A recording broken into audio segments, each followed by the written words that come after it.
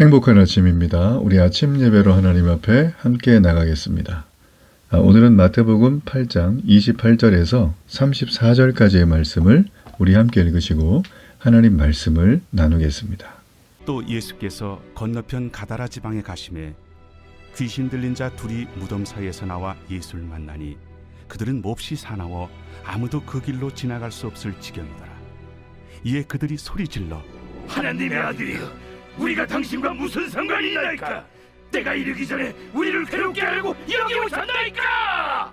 마침 멀리서 많은 돼지떼가 먹고 있는지라.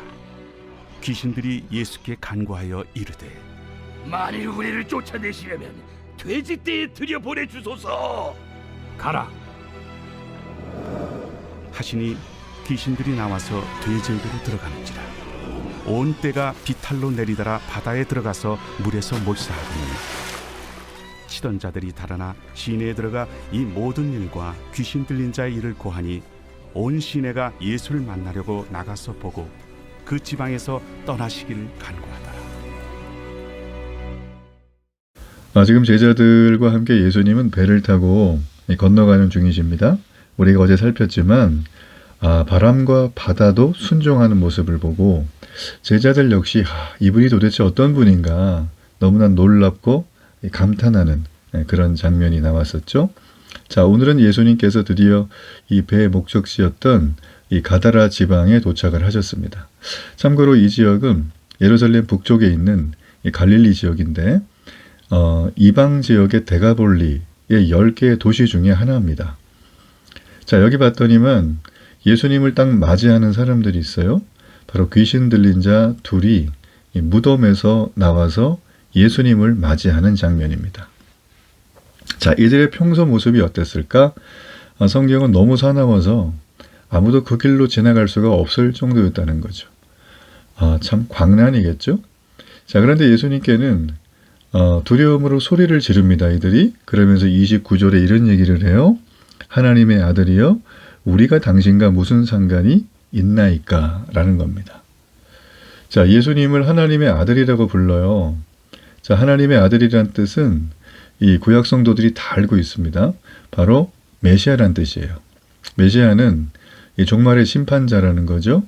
자, 그런데 예수님이 오셨는데 지금 사역을 하고 계시고 메시아로서의 권위와 권능과 그 목적을 얘기하심에도 지금 예수님의 이 제자 일부들만 제외하고는 다른 사람은 긴가민가 하거나 아니면 내게 도움이 될까 안 될까를 저울질하는 그런 상황이에요. 자, 그런데 오늘 여기 보면 이 귀신 들린 아주 사나운 이들이 하나님의 아들이여라고 분명한 인식이 있어요. 자, 이게 영적인 존재라서 그렇습니다. 영은 영이 통하죠. 우리의 육체가 영의 지배를 받아요. 보이지 않는 것에 보이는 것 지배를 당한다. 우리는 현실을 살고 만져야지 되고 먹어야지 되고 쉬어야 되는 그런 존재이지만 영은 그렇지 않아요. 그러니까 우리가 이 땅을 내 힘으로 열심히 살아? 자, 이렇게 하는 사람들은 여러 가지 많은 어떤 경험을 해서 하시겠지만 그보다 더 내 힘이 아니라 보이지 않는 힘에 의해서 그 길을 걸어가고 있다는 걸 또 주목할 필요가 있습니다. 자, 여기 나와 있는 귀신 들린 자는 그 보이지 않는 힘인 바로 사탄의 어둠의 권세에 붙들려서 살아가는 자들이라는 것입니다. 자, 그들도 알고 있는 하나님의 아들이 바로 예수님인데 이 땅을 살아가는 특별히 지금 예수님의 기적을 보고 가르침을 받고 있는 그 무리들과 군중들은 또 그와 이 이익에 반대되는 사람들은 전혀 예수님에 대해서 그런 인정조차 하지 않고 또 생각조차 하지 않았던 그런 아이러니가 우리에게 있다라는 거예요. 자, 이 귀신 들린 자들은 그렇게 딱 부른 다음에 그 하나님의 아들이여라고 하는 그 속에는 그들의 어떤 그 마음의 공포와 두려움이 있었어요. 자, 거기 보면 어떤 말씀이 이어져 있나요? 우리가 당신과 무슨 상관이 있나이까? 때가 이르기 전에 우리를 괴롭게 하려고 여기 오셨나이까? 라고 합니다. 자, 29절이 오늘 핵심인데요. 여기 이제 이 말씀을 쭉 보면 이들이 지금 뭔가 두려워하고 있어요. 당신과 나는 상관이 없다는 거, 지금은 때가 아닌데 왜 일찍 오셨나요? 지금 그 얘기를 하고 있거든요. 자, 그러면 이들이 두려워하는 게 뭘까요?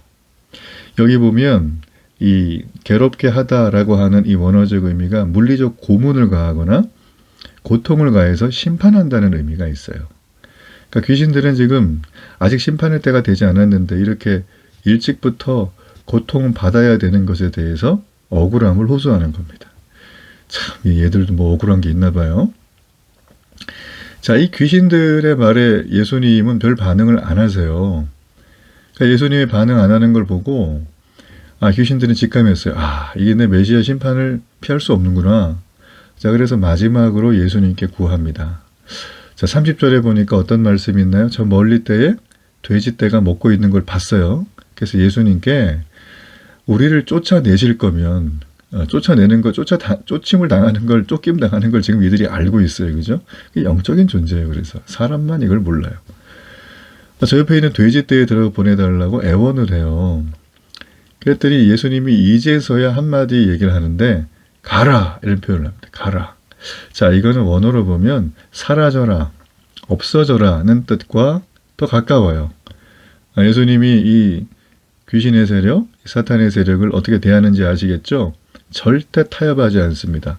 공존하지도 않습니다. 말을 섞지도 않아요. 그들에게 명령하는 거예요. 권능과 권세로. 여러분, 우리도 이렇게 해야 되는 거예요. 자, 그래서 예수님의 이제 어찌 보면 허락을 이 귀신들이 받고 나와서 돼지에게로 달려갑니다. 그랬더니 온 떼가 비탈로 내리달아서 바다에 들어가 물에서 몰살을 하게 돼요. 32절의 말씀이죠. 자, 이게 여러분 뭐 짧은 구절이지만 여기 굉장히 여러 의미가 좀 있습니다. 자, 보면 귀신들이 지금 사람들 속에 있었을 때는 그들을 사납게 했죠. 그래서 그쪽으로 아무도 못 지나가게 했다는 거예요. 근데 돼지 속에 들어가게 해달라고 간청을 했는데 여기 보면 돼지 속에 들어간 다음에 이 돼지가 어떻게 됩니까? 돼지가 이 귀신의 괴롭힘에 견디지를 못해서 그 돼지떼 전부가 비탈로 내리달아 바다에 들어가서 몰살을 하게 되는 거예요. 여기서 가만히 보면 내리달아, 그 다음에 죽다, 이 모든 것들은 강조점이 뭐냐면 돼지가 죽은 게 아니라 귀신들이 죽었다는 뜻이에요. 물에서 몰사했다는 거예요. 자, 중요한 거는 이 물이라고 하는 장소입니다.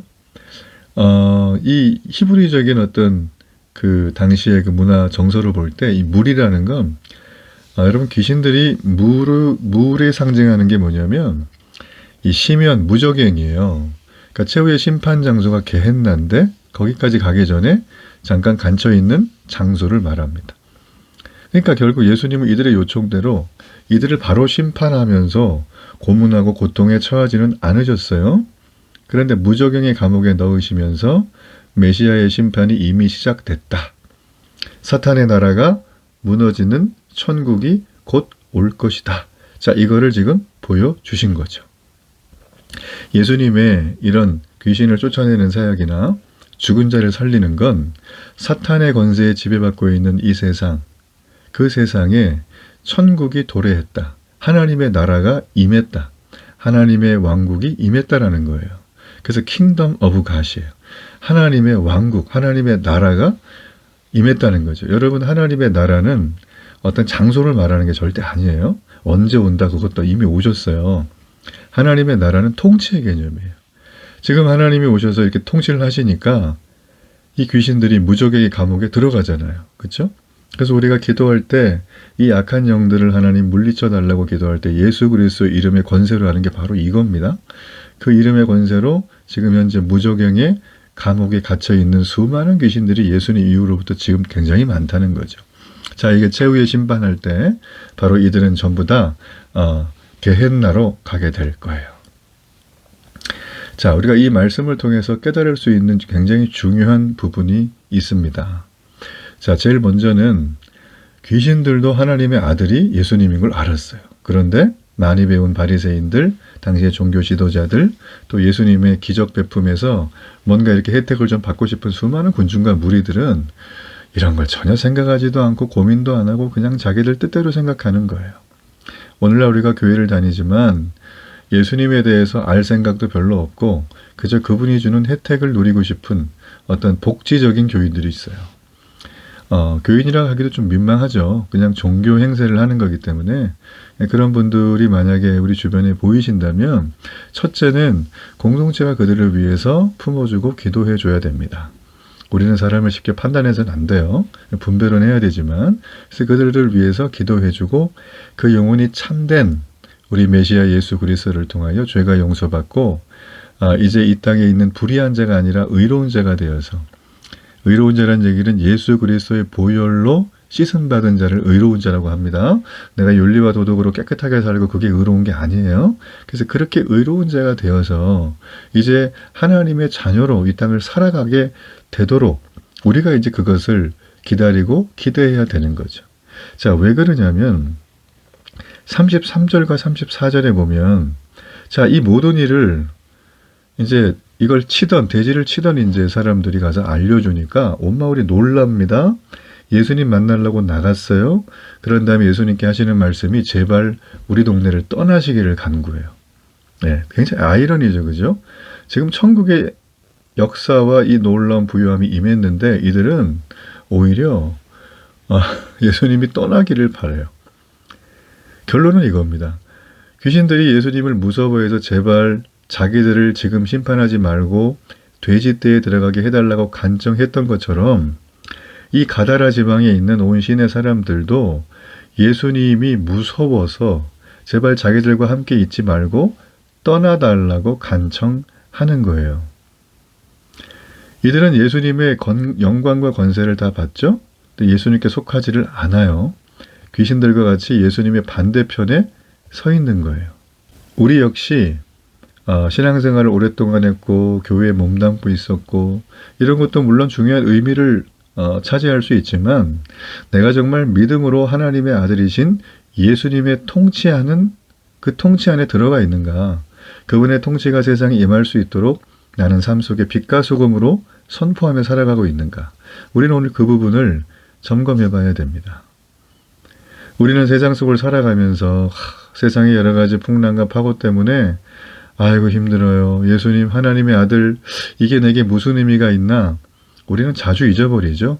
그렇지만 우리가 조금만 정신을 차리면 믿음의 눈을 들면 온 땅에 이 악한 세력을 물리치신 세상의 통치자이신 우리 주님의 권세와 권능과 무한한 영광을 금방 깨달을 수 있습니다. 예수님이 정말 누구실까? 이걸 우리가 날마다 아는 건 우리의 신앙 전부라는 걸 여러분 기억하시길 바랍니다. 우리 결단의 기도를 드립니다. 살아계신 하나님, 오늘도 우리 주 예수 그리스도 권능의 통치자를 찬양합니다. 귀신의 권세를 물리치시고 그 모든 권능과 권세와 기적을 보이셨음에도 그를 반대했던 이 가다라 지방의 사람이 아니라 오늘 우리 주님의 놀라운 은혜와 영광을 믿음의 눈으로 바라봅니다. 이 눈으로 나의 모든 삶의 연약과 질고를 능히 넉넉히 이기며 이 땅의 빛과 소금의 삶을 선포할 수 있도록 은혜를 베풀어 주옵소서. 예수님 이름으로 기도합니다. 아멘.